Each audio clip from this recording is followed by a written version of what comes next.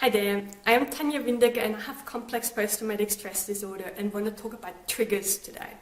You know, there's so much talk about PTSD and being triggered in the media and everywhere, so it kind of goes hand in hand, people know, but what they often see is, or think of when they hear a person with PTSD being triggered is that fight, flight, that rage, that going out of control kind of thing.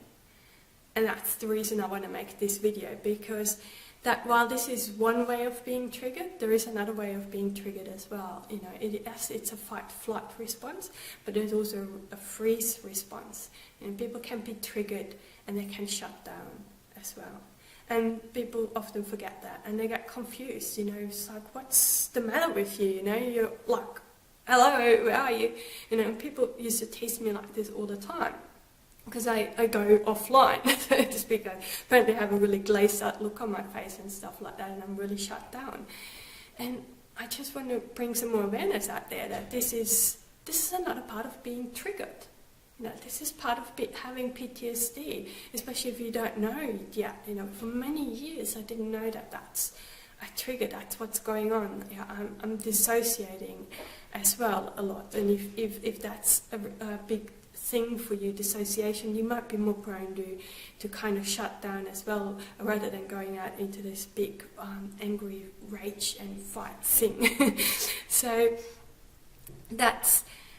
but it's so much harder to explain. You know, being angry, people kind of, I think, can understand more than that shutdown, because once you're like shut down and you don't move, you know, you're not doing yourself any favours. You know, if there would be any real danger, so to speak, in that, when you're frozen, you can't help yourself. There's nothing you can do.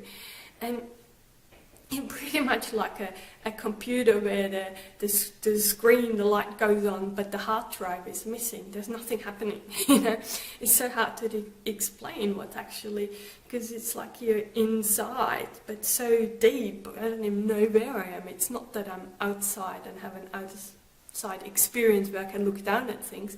It's like, no, I'm so inside, and I can't even really realize what's going on around me. While I might be able to hear people talking, it's more like a string of words and they don't even really make sense. You know, they're almost like they're in a distance, and it seems to take forever to come back in, to realize, okay, I am home, or I am at the shops, or I am at university. It takes so long to bring back any sense of, you know, reality, where what's happening right here, right now. And for people, that's really confusing, to see you 1 minute talking to them and all chat, when the next minute there's just nothing happening, and for no good reason. You know, it's like, for you, it's a false alarm, really, because there's no real danger, but to you, your brain is triggered, your amygdala is taking over, and the prefrontal cortex is offline, so all your rational thinking is happening. So that it's gone.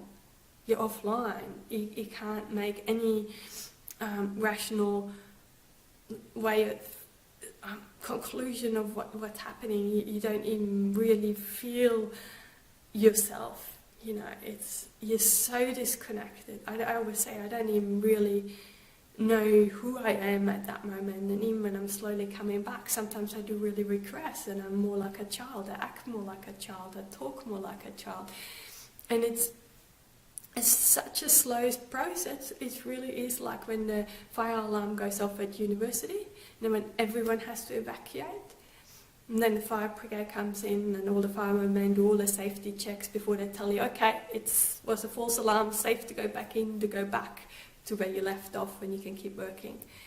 And it's like those safety checks for my brain to go through to really make sure that this was a false alarm and I am actually safe, I'm in a safe place, everything's okay, the world's okay, the people around me are okay, it's fine, really. It takes a long time.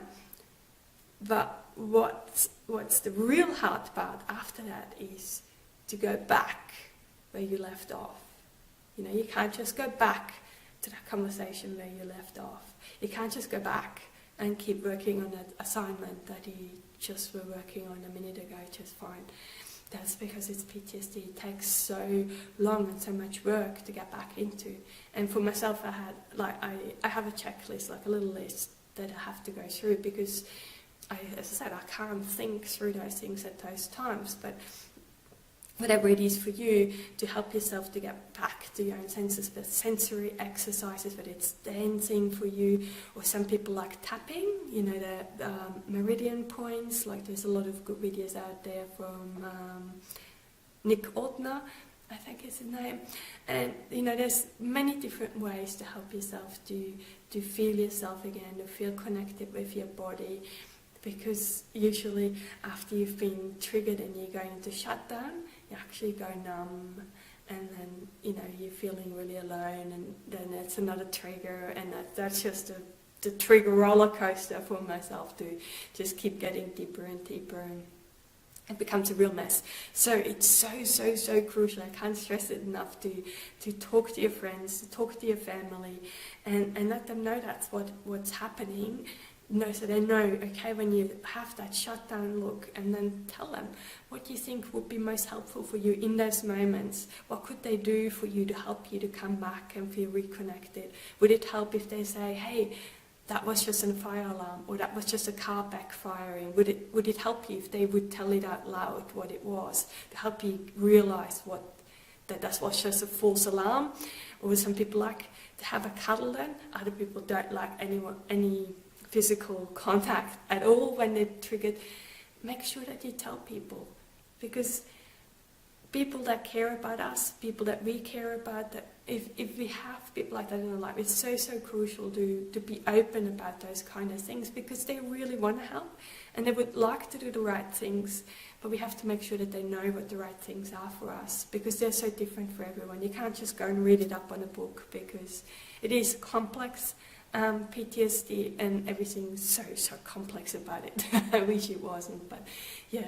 So there, as I said, there's.